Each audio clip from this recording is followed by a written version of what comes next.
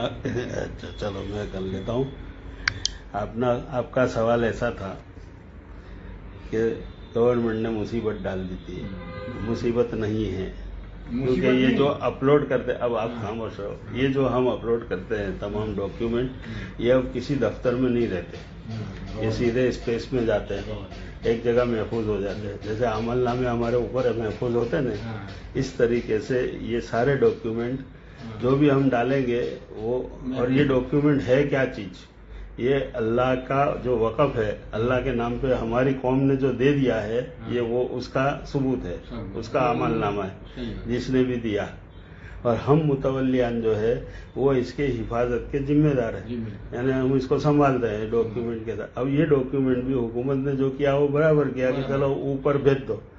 جیسے ہمارے بینک کے کھاتے کے پیسے بھی اوپر ہی جاتے ہیں، کسی کے پاس خبر نہیں ہوتی کہ اندر کتنے. چوپڑے اب رکھنے کا رواج نہیں ہے، یہ ڈیجیٹل کا ایک یہ خاص فائدہ ہے، سمجھے. تو ہمیں فخر اس بات کا ہے کہ ہم اللہ کے گھر کا ایک سہارا بنے ہوئے. اچھا کوئی اوپر انگلی بھی نہ کرے، ڈائریکٹ گورنمنٹ نے بھلے رکھا ہے یہ سسٹم ابھی.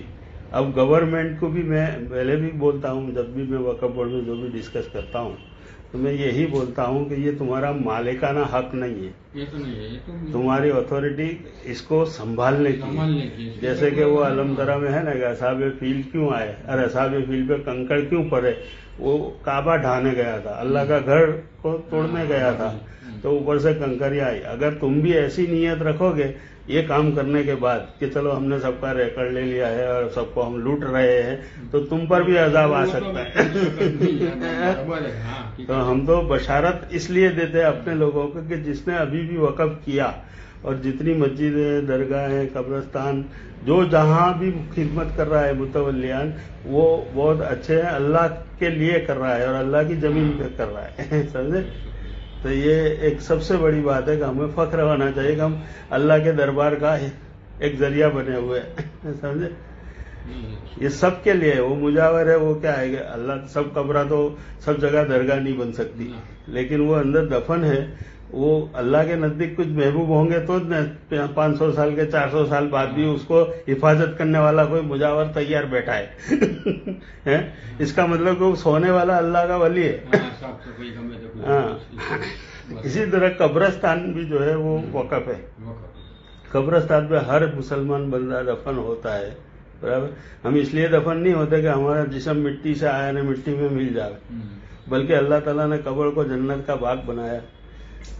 عام قبرستان میں جب ہم کسی کو دفن کرتے ہیں، کوئی نیک آدمی اندر گھس جاتا تھا، اللہ تعالیٰ اس کے لیے جنت کا باغ یوں کہ جا تیری قبر چوڑی ہو جا، پوری وسیع ہو جا، اور جنت کی ہوائیں اس کے طفیل میں دوسرے جو دفن ہے وہ بھی بخشا جاتے، ان کو بھی فائدہ ہو جاتا ہے قیامت تک.